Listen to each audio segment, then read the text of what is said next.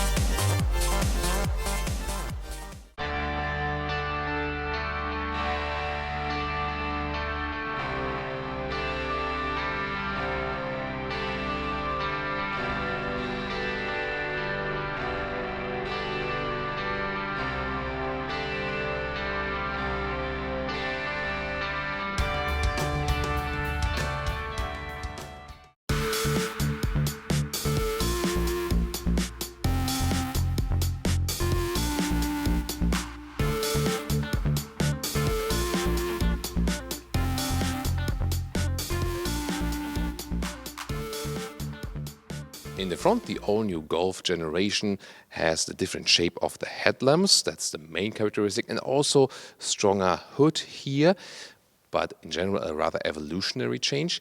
Then the GTI model here, you can see, has this red stripe that goes all around the front, also into the headlamps, and below that, that's really cool, is the daytime running light. That's not only here, but also in the middle part here.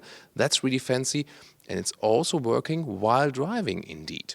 Pretty cool. Then lower part with a honeycomb structure grille, pretty massive. Fog lamps on the outside, which is an option, and in general a bigger spoiler right there. So overall a pretty big stance on the road already for the, let's say, base GTI model. And the headlamp unit, standard now LED for all Golf and optional matrix LED then for the main headlamp for more high beam function. Well, and why this perspective? I want to talk about the front differential lock. In this case here, standard GTI gets an electronic front differential lock because all the power is going to the front wheels, and then on an electronic basis the wheels are also controlled that you can go out of the corner a little bit better. Maybe there will be a version, like a very sportier GTI version with the mechanical differential lock once again. We'll see about that later. 4.28 meters, 14'4", or 168 inches is the length here of the new Golf generation. And this is more or less the same in length than before. You know, a difference inside the corporation competition is that Seat Leon and Skoda Octavia both now share the longer wheelbase, whereas the Golf is rather shorter wheelbase. Well, for the GTI it's actually good to give it more agility. The GTI comes with a standard suspension, minus 15 millimeters lower, and then optional you can also go for the DCC, dynamic chassis control, the adaptive suspension, as you also already know from the previous generation. Here the GTI comes with a special GTI badge, then starts with 17-inch wheels. These are the optional 18-inch wheels, and optional you can also go for 19. Red brake calipers as a contrast, and here of course very cool fitting to this so-called King's Red metallic color. And towards the rear part we have this additional integrated wing. It's still quite elegant, and you see the main design line is here, dividing light and shadow at the height of the door handles. In the rear I really have to say, wow, I mean this is a base GTI so to say, and it gets this very strong lower spoiler and two pipes, and they're really separated in this GTI here and actually pretty massive, so you don't need like an additional sports exhaust or something. Then new tail lamps here as well, they look very modern, and you get this retro VW logo. Together also you see the GTI lettering has a little bit changed, you know, in this in the style. What do you think? Do you like it? Overall I think when you just look at it as a works GTI or something, you can get it. It has still this elegant look, but definitely a stronger stance than before, especially here in the rear. And now about the engine, a 2-liter 4-cylinder with 245 horsepower, turbocharged, of course, and so the horsepower figure is about the one that you had before with the GTI Performance, now in the base GTI. And of course, all the power via the front wheels. And yeah, we talked about it in the initial Golf 8 review already. No hydraulic struts anymore, same here also for the GTI. The question is really, I mean, we as car enthusiasts, we really like to have hydraulic struts, and it was like a, characteristic of the Golf 8. The question is like, how many customers overall will open the hood? And I mean, how important is it really? And I mean, is the percentage of people that is really not caring about that higher than those who care? I don't know. I just know for a GTI especially, it would have been better with hydraulic struts. And now comparing the GTI Exterior, the plug-in hybrid. This one here has a scheme in blue, so you have the contrasting stripe here in blue and the GTE lettering in blue. And again, you see this beautiful LED exterior ambient light, so to say, that goes all around the vehicle. Other than that, the lower part is also the same. In this case, we also have 18-inch wheels mounted. And in the rear, the difference is, here for the GTE, this one does not have a real exhaust pipe that is visible. Of course, it still has an exhaust because there's a combustion in the inside, but you rather have, is it fake exhaust? We can argue about that. It's, let's say, a fake exhaust graphic or something. Now the GTE engine concept. This is a 1.4 liter TSI, so it's a turbo petrol engine, but with a little bit less displacement. But same horsepower figure, 245 horsepower, because you have the additional electric motor and the 13 kilowatt hour battery, so stronger than or more capacity than before in the previous generation. You see all the orange parts belong to the electric drive, and on the left side then the combustion engine, but also all front-wheel drive. And exterior on the GTD, the turbo diesel. This one does not have a contrasting color here, just a silver stripe.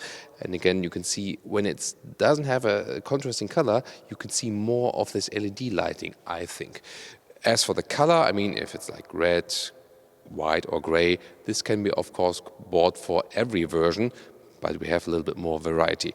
Also in the comp style structure, the honeycomb style structure grille in lower part, you can see here we do not have the fog lights, whereas our GTI and the GTE did have the fog lamps. This GTD here looks, by the way, most impressive of the lineup today because it has bigger wheels, 19-inch, the maximum wheel size here, and also because of this dark gray color, so this makes it, over the strongest appearance. And interesting also that in contrast to the GTI, where the big pipes are basically split left and right, here there's dual exhaust just on the left side. And the GTD comes with a 2-liter TDI, a turbo diesel, here with 200 horsepower, so less horsepower than GTI and GTE, but we already know that the diesel usually have more torque. So, after all, acceleration figures are not out yet. We'll present that to you on a later stage, latest at the driving parts, for example, when we do the reviews. They all, come close definitely, but the GTI petrol will be the fastest.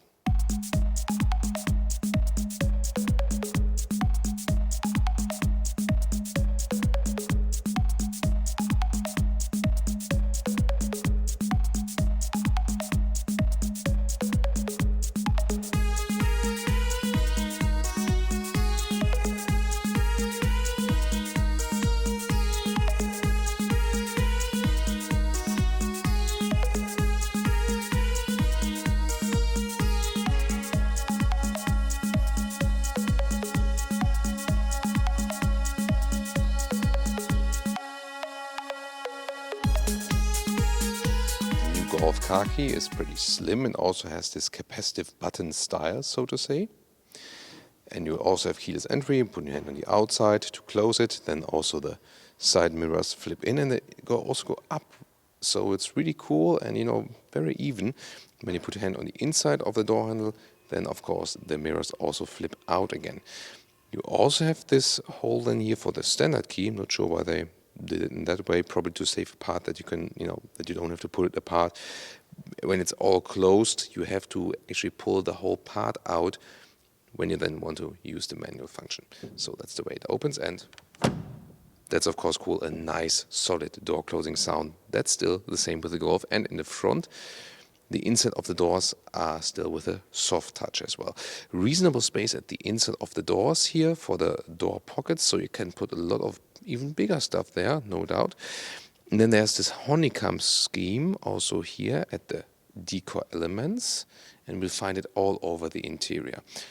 Well, digitalization is the scheme of the new Golf 8. Then there are digital instruments, come standard now for all Golf versions, 10.25 inch.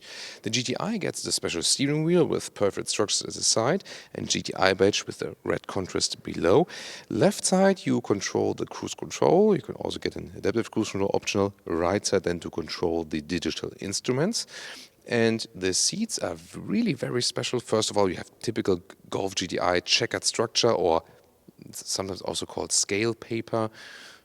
Caro, it would be in German, and really beautifully done. And it's good to have the fabric surface because it stays cool in summer and warm in winter times, and also that they don't slide around that much.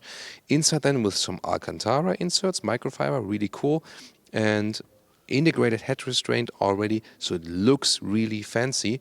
We'll soon test, of course, if it's also not only fancy looking, but also fancy in the comfort, so to say.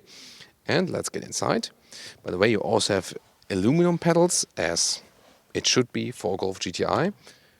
Manual seat control here. You can also pump it up y'all, but I put it in the lowest position because me with 1.86 or 6'1", still have a decent headroom left. Back part can be controlled like this, and this is a really very comfortable seating position. So some sport seats bring you less comfort. I mean, there are special ergo comfort seats also for the new Golf. These were really good. We had them in earlier review as well, but they also make a good impression here so far. You have more shoulder support, and in a way that's also good for your lower back because then there's less weight on the lower back, for example. Steering wheel can be controlled in and out, up and down, and so on, so you can find a good seating position. It's not too different than the one from the previous generation. The seats are indeed different. You know, that's, I think, the main characteristic. And of course, when you look to the front, that you have this screen setup. By the way, the materials here on top of the dashboard, they are also soft touch. Now the interior overview. What's really cool is here the ambient light, then also the GTI red here between, and again this honeycomb structure right there also as a decor element. The standard Golf would come with an 8-inch infotainment screen. This one here, the optional 10-inch screen. So also with the red GTI background in this case, soon more deals to that. You can see here no physical climate knobs, all runs here with the sliders. I don't like that. I want to have physical knobs for this one. There are some hotkeys in the lower part. Then the steering wheel with a very good grip, promise a lot of driving fun. Heated steering wheel function will also be available. And you have a special GTI view, soon more deals to this digital screen there too. Other than that, you have 2 USB-C chargers in the lower part, a lot of space for your phone, also with inductive charging pad. Then there's new DSG shifting lever, dual clutch transmission, which is room saving, and also from reverse to D and back, this will be going easier and better because it's shift by wire, no mechanical link anymore. The engine start-stop button is pumping like a heartbeat. That's also a special feature for the GTI. And then you have cup holder area. You can play around with that a little bit, have an adaptive cup holder or just a little bit more space. And last but not least, this armrest which you can put up, and then you have some more storage underneath. Well, we have the dual clutch transmission DSG here, which is pretty room saving and so on, and looks quite fancy and very modern and good for the integration in the cockpit. But it's a GTI. What about the manual gearbox? Yes, I can confirm the GTI will still be available with the manual gearbox. So either the 7-speed DSG or then the manual gearbox for more purist driving fun will not be available for GTD and of course not for the GTE because of the hybrid integration, but the GTI will still be offered with the manual. And these are the special digital instruments in the GTI style, and you can actually then decide what you want to have left or right, for example navigation, or you want some like other information left or right, so you can pick that actually what you want to have, or if you just want to have it clear. And what's very interesting, when I control it here with the thumb, first of all, you can slide like this and something's being doing in the menu, so that's possible, but you can also click it and then it also gives a haptical feedback that you can even listen to. Now more details to the infotainment system. So you have different main menus here, for example, with the GPS. You can slide one more, then you have, for example, the consumption meter and so on. And you know, the icon view here, to me that looks a little bit old school, doesn't it? Telephone either via Bluetooth or Apple CarPlay or Android Auto. CarPlay is also available in a wireless way. At the moment I have the cable set. The GPS looks like this, can also be increased over the whole screen, and the GPS software by the Volkswagen company is usually pretty good and also leads the way. Everything's really clear and crisp, but the white accentuations here, to me, a little bit too bright. You can, however, also adjust the colors of the whole system right here. CarPlay integration looks like this. This is using pretty much of the screen. 10-speaker optional Harman Kardon system is giving a very crisp and clear sound. I like that. It's really, you know, intense, pretty cool. And then you can see here the audio. You slide either or click, so both is possible. But again, no physical button, and that's what I dislike. In the same way also the climate unit works here. By the way, it's off at the moment because the car is off. But the same way you either click then or slide it. So, I don't know. That's actually what I think is not really a step forward. Yeah. So, and you can also click this one, by the way, to here to get to the climate unit right there. And then you have either smart climates, for example, warm hands, cool my feet. This is an interesting idea to offer these climate programs, but you can also program it in a classic way, for example. And then seat heating would be activated right here. But again, I think that's too complicated, especially while driving. However, you can also use the voice command with "Hello Volkswagen." Hello Volkswagen. What can I do for you? Increase temperature. This function is currently unavailable. You see, because the car is off, but she actually recognized that I gave the right command, so that would work. Or, for example, you can also press the voice button in the steering wheel. Drive me to Berlin. Let's see if that works. Please say the full address, starting with the city. Okay, that should have worked a little bit better. So I feel still that the Mercedes and BMW natural voice input is a little bit ahead of this one still. Now to the rear. You can see here the checkered structure in the red contrasting is also for the rear seats. Looks nice and sporty. This is really a very good materials they use. However, here at the inside of the doors, on the back part, that is now hard pack, sadly. So that's the second floor next to the missing hydraulic struts. Again, they really save millions of money, probably with these cost savings. And they say, yeah, you know, most customers won't really care. Well, we care here as car enthusiasts, but I can also understand the decision from the economical standpoint. Sitting in the rear is also actually quite cozy, and I mean standard compact segment alike. Also fits here with my knees when I have the seat as I would be in the front. There are some pockets here at the back part of the seat. It is a quite voluminous sport seat. Also you can see the leather red accentuations here, for example. But again, considering it's voluminous, you still can comfortably sit here also as a tall adult in the rear. So I would be happy with that. Headroom is like this. If you want more legroom, then you would need to go to the Skoda Octavia, for example, or the Seat Leon. Seat Leon will also be available as Cupra version, then competing with this one, but well, rather with the Golf Arden, depending on the exact Cupra version. Then you flip the seats already from here, as we know from a generation season before, always thinking like, in series season, so on. Then there are the Isofix at the outside parts, and cup holders here, but they are non-adaptive whatsoever. Ski hatch for the middle part to load things through. And in the middle console, you also even have a heated seating and a separate climate unit, optional of course. And below, 2 USB-C chargers. For opening a trunk, you still have this nice logo flip right there. And then there are some standard square dimensions, so to say. There's a little bit more space underneath. In this case, also for the sound equipment, but you can also fit a spare tire. Here we go, and you can actually flip the seats from here if you reach over like this, and that from the rear compartment. So that's how it looks like. And if we take some measurements, again, it hasn't changed from previous generation. This is here 67 centimeters in length. We'll have about a meter in width, and the height to the top cover is about 42 centimeters. And when we then measure everything up to my driving seat, as I was sitting in the car, this one then is 1 meters and 50. Last but not least, we could either use the ski hatch for the middle part or flip that one for the maximum setup. Let's take a short look at the GTE interior. It's almost the same as in the GTI, also comes with the same equipment, but then again the digital instruments, for example, have a GTE badge and also a blue scheme, also a blue inlet at the steering wheel with a GTE logo, and the seats, they are with the same base structure in the checkered or scale paper structure, but then have the blue contrast and also some blue contrast stitches around. To me, the most beautiful, because blue is my favorite color, so I would really pick the GTE as for the interior styling. Of course, mainly the choice is between which engine you pick. So really almost same features, exterior and interior, and also what you get as standard equipment, what's optional.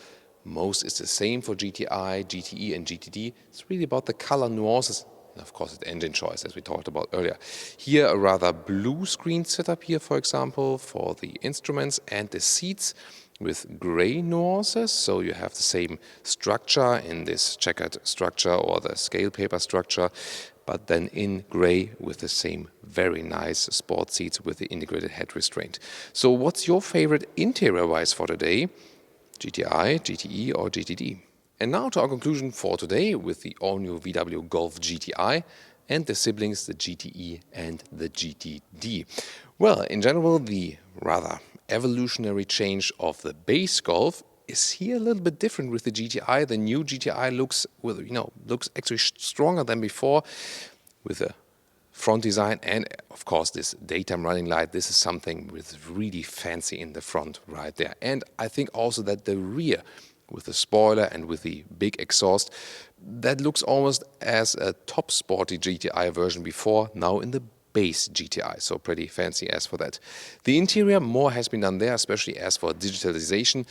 You can argue if the whole buttonless concept is really good for the user. We talked about it in general Golf 8 review already, so mixed feelings about that, but you of course get more features, that's cool. Also more elaborate software systems and so on, natural voice input and so on. Cool also with the seats here with the integrated head restraint. They are really fancy and comfortable at the same time. And I would actually say, you can pick a Golf GTI just as it comes from works without any optional extras. Yeah, maybe the 18-inch wheels look, of course, cooler than. But basically, you can go for a base GTI and you already get a full package, and that's it. So, really like the new GTI here. What's your opinion on that? And of course, we took a look at the GTE and the GTD, all with their different color schemes. Of course, the main difference is then the engine concept. Which one do you prefer? Can you maybe charge with the GTE at home? And of course, as for the taxation, especially in Germany, the GTE is more attractive now. So together with the bigger battery, there will be more GTE sales than before. Or then again, you can still go for the diesels. As for the color, you can pick any color for every vehicle, so that's really not the thing. But we could also show different colors than today, so you should not rate like which one you pick by the exact color shown today. More like which engine would you prefer, GTE, GTI or GTD? And from the whole styling, here more with the red, GTE more with the blue, GTD then rather with this gray contrast, or let's say non-contrast. Which one is your favorite, exterior and interior? Let's discuss this in the comments, and I hope that you also tune in when we drive one of these three, or maybe all three together.